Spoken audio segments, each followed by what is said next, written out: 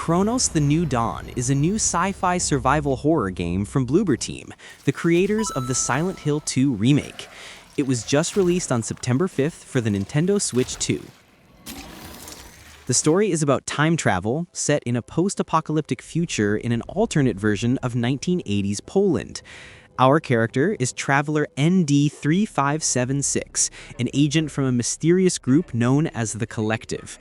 Her mission is to extract key people from the past before they're wiped out by an event known as the Change, an apocalyptic disease that almost destroyed humanity, turning people into monsters. The travelers of the Collective are sent into the ruins of human civilization from the past to find time rifts and rescue their targets. But things won't be that easy. Only one traveler can be sent at a time. That means you'll have to find the clues left behind by the ones who came before you, so you don't repeat their mistakes.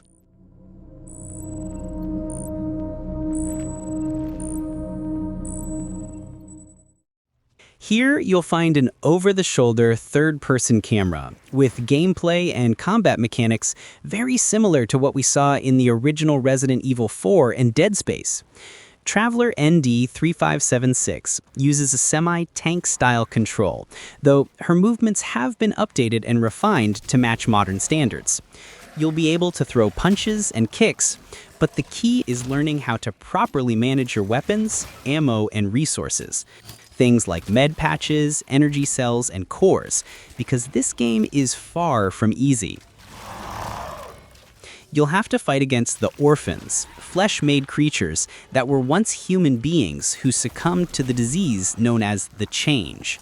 Your arsenal includes your main weapon, a handgun called the Sword MK1615. It has a basic quick-shot attack that deals low damage, and a charged attack that's much stronger, but takes longer to fire, leaving you exposed to the orphan's attacks.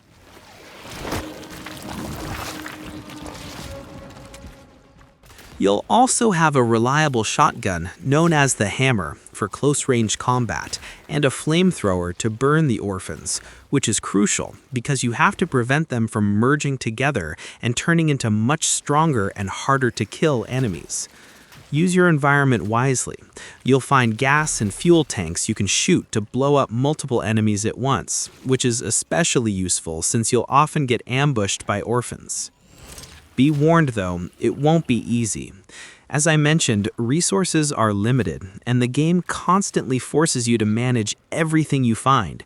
You'll need to think carefully about how you spend your energy points and cores, whether you upgrade your weapons, your suit, or your inventory space. You won't be able to max everything out, which might frustrate some players since you'll constantly have to make tough choices that you might regret later on.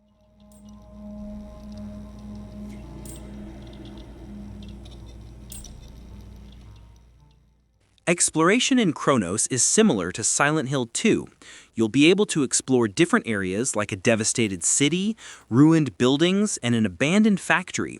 You'll find valuable resources such as chemicals and metal scraps that you can use to craft ammo and medical items. You'll also come across energy points and cores, which you can use at work consoles to upgrade your suit's components, your weapons, and your inventory abilities. You'll also encounter dispensers that provide fuel for your torch, which you can use to burn biomass or directly attack the orphans. On top of that, you'll find work consoles where you can not only upgrade your suit and weapons, but also sell and buy valuable items you collect along the way.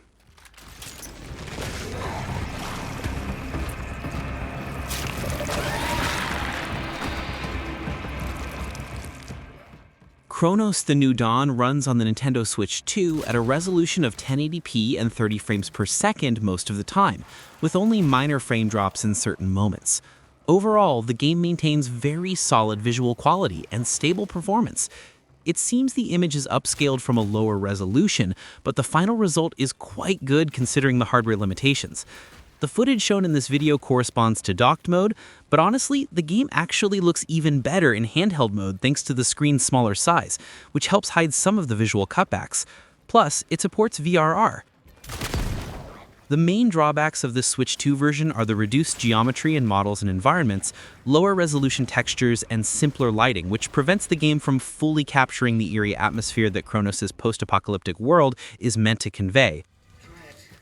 Lastly, the sound design is quite good, featuring interesting audio work and music compositions that perfectly match the game's retro-futuristic tone. It's nothing you haven't heard before, but it does its job well and helps draw you deeper into the story.